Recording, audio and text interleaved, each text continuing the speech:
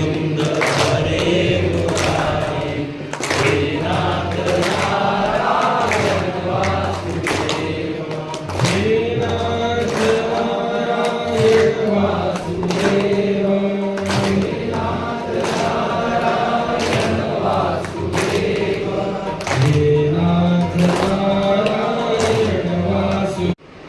सुरभीच्या संबंधाने जसा तिचा स्वतःचा विकास केला, 10 प्रकारच्या कपिलांची निर्मिती केली, तद्वत सामाजिक जीवनामध्ये प्रतिष्ठा निर्माण व्हावी, सामाजिक जीवनामध्ये आध्यात्मिक चैतन्य निर्माण व्हावे, याच्याकरता सुरभीच्या अनुषंगाने, गायींच्या अनुषंगाने व्रत निर्माण केले। समाज तेव्हाच मनुष्यत्व समाजातलं घडलं जाईल, जेव्हा काहीतरी आध्यात्मिक उपासना सुरू राहतील। लक्षात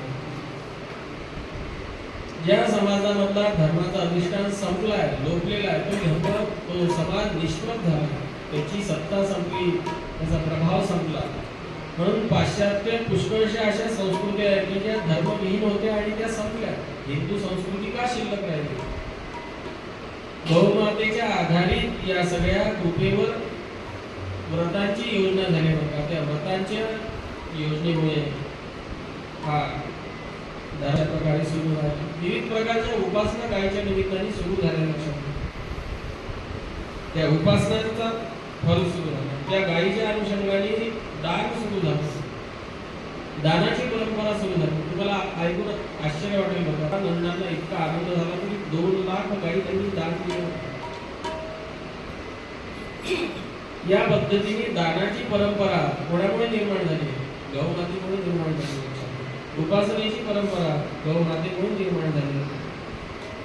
प्रत्येक सण असेल तो गायीशी या पद्धतीने जोडला गेला की गायीचा सहभाग त्याच्यामध्ये अंतर्भूत झाला।